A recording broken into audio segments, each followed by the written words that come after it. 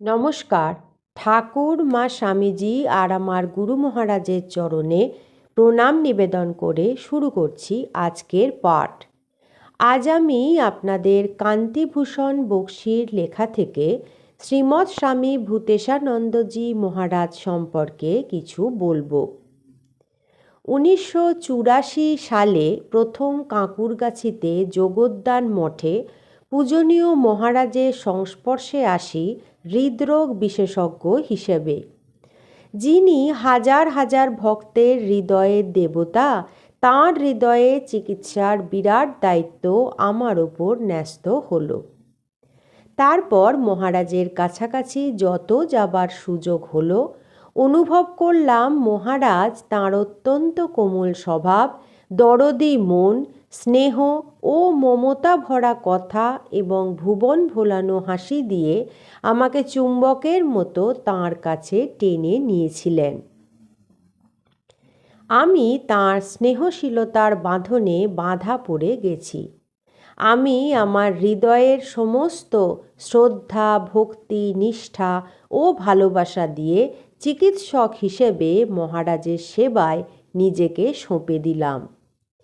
মহারাজের সঙ্গে আমার যাত্রা শুরু হলো।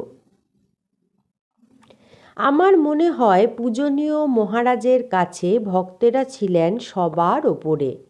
ভক্তদের সঙ্গে মহা আনন্দে সময় কাটাতে, কথা বলতে বিভিন্ন জায়গায় তাকে দেখেছি ও সেই দৃশ্য উপভোগ করেছি। প্রতিদিন দর্শনের সময় হলে তিনি আকুল হয়ে উঠতেন। মনে হতো তিনি ভক্তদের দর্শন দেওয়ার চেয়ে বোধহয় তাদের দর্শন করার জন্য তিনি বেশি অস্থির হতেন। যাই হোক, সেই দর্শন যখন শারীরিক কারণে মাঝে মাঝে বন্ধ রাখতে হতো, তখন তাঁর মনে খুব কষ্ট হতো। আমরা ডাক্তাররা সেটা বুঝতে পেরেও কিছুই করতে পারতাম না। তারপর যখন মহারাজ ও ভক্ত দর্শনার্থীদের মধ্যে বেঞ্চের ব্যবধান সৃষ্টি হলো, সেটাও তাঁর মনোভূত ছিল না। মাঝে মাঝেই বলতেন আমাদের, এই বেঞ্চিগুলো কবে সরিয়ে দেবে? তাকে বলতাম, ভক্তদের সঙ্গে এটুকু দূরত্ব রাখতে হয়েছে আপনার স্বাস্থ্যের কারণে মহারাজ। যেমন মন্দিরে শ্রী শ্রী ঠাকুরের সামনে একটি কাঁচের আড়াল আপনাকে দিতে হয়েছে, সেটাও তো প্রয়োজনের খাতিরে। তিনি আর কিছু বলতেন না, বুঝতেন সবই। ভক্তরা সবাই এই ব্যবধানটুকু মেনে নিয়েছিলেন, কারণ মহারাজকে সবাই তো সুস্থ দেখতে চান। প্রতি সপ্তাহে অন্তত একবার আমাদের মহারাজকে দেখবার ব্যবস্থা থাকত। ডাক্তারি পরীক্ষা বা আলোচনাও হতো, কিন্তু মূল আকর্ষণ থাকত মহারাজের মুখ থেকে দু চারটি স্নেহের কথা শোনা বা একটু স্নেহের পরশ পাবার। তার সুন্দর মিষ্টি কথা, তার কোমল স্নেহময় স্পর্শ এখনও যেন কানে, মনে এবং শরীরে লেগে রয়েছে। প্রতি শনিবার বা রবিবার এলেই মনটা অস্থির হয়ে পড়ত, কখন মহারাজকে দেখতে যাব। কোনো সপ্তাহে কোনো বিশেষ কারণে যদি না যাওয়া হতো, মনে হতো সপ্তাহটাই নিরর্থক এবং বিরস হয়ে গেল। মহারাজের চিকিৎসার প্রয়োজনে ক্রমশ আরও কয়েকজন বিশেষজ্ঞ চিকিৎসকের মেডিকেল টিমে নেওয়া হলো। তাদের মধ্যে আমেরিকা এবং ইংল্যান্ড থেকেও বিশেষজ্ঞরা ছিলেন। তাঁরা সবাই আমারই মতো মহারাজের মায়ায় জড়িয়ে গিয়েছিলেন।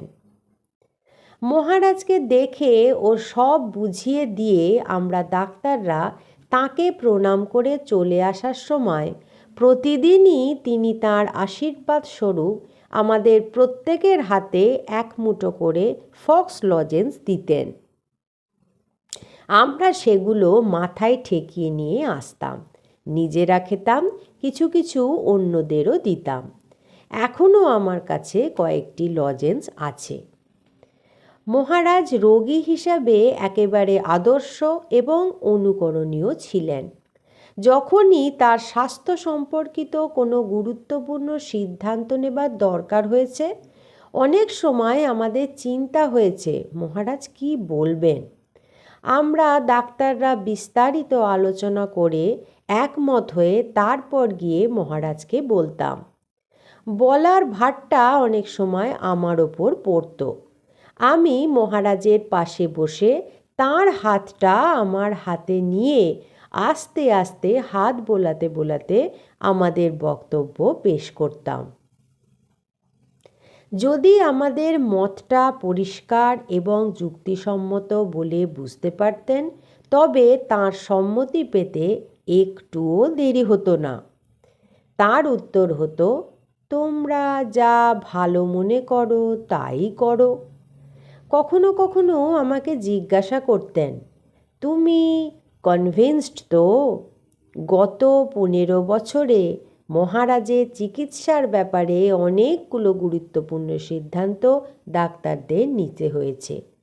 প্রতিটি ক্ষেত্রেই মহারাজের ছিল একই উত্তর। এই উত্তরের সঙ্গে মাঝে মাঝে জুড়ে দিতেন, গো অ্যাহেড। এই বয়সে এইরকম বিচার বুদ্ধি সম্পন্ন মানুষ আমি আর দেখেছি বলে মনে পড়ে না। 1991 সালে মহারাজ অ্যাঞ্জিয়ায় ব্যথায় খুব কষ্ট পাচ্ছেন। করোনারি অ্যাঞ্জিওগ্রাফি করে দেখা গেল যে সব প্রধান আর্টারিগুলো ব্লকড হয়ে আছে। একমাত্র উপায় বাইপাস সার্জারি। অ্যাঞ্জিওগ্রাফি হওয়ার পর তাঁর বেডের কাছে যখন গেলাম, জিজ্ঞাসা করলেন, কি সিদ্ধান্ত হলো? আমি তখন বললাম, মহারাজ, আমরা একটি খাদের ধারে দাঁড়িয়ে আছি, ভাবছি লাফ দেব কি না। যদি লাফ না দিই তাহলে এই ব্যথা চলতেই থাকবে, ক্রমশ হার্ট খারাপ হয়ে যাবে, আপনি বিছানায় শুয়ে থাকবেন, সেটা খুবই কষ্টকর হবে। আর যদি খাদের ওপাশে পৌঁছতে পারি তবে কোয়ালিটি অফ লাইফ অনেক ভালো হবে, কিন্তু যদি অদৃষ্ট খারাপ হয় তবে খাদে পড়েও যেতে পারি। এখন আপনি যা বলবেন। একটু পরে আমায় জিজ্ঞাসা করলেন, তোমার কি ইচ্ছা? আমি একটু আবেগের সঙ্গেই বললাম, মহারাজ, আপনাকে বিছানায় শুয়ে শুয়ে কষ্ট পেতে দেখতে পারবো না, তাই আমার লাফ দিতেই ইচ্ছে করছে। সঙ্গে সঙ্গেই উত্তর পেলাম, তোমার যদি তাই ইচ্ছা তবে লাফ দাও, দেরি করো না। তারপর আবার বললেন, এটা সন্ন্যাসীর শরীর, নষ্ট হয়ে গেলে কি যায় আসে? এই শরীরটা মঠের সম্পত্তি, ওরা যা ঠিক করবে তাই হবে, আমার কোনো আপত্তি নেই। কি পরিষ্কার উত্তর, এখনও আমার কানে বাজছে। আজ এই পর্যন্তই।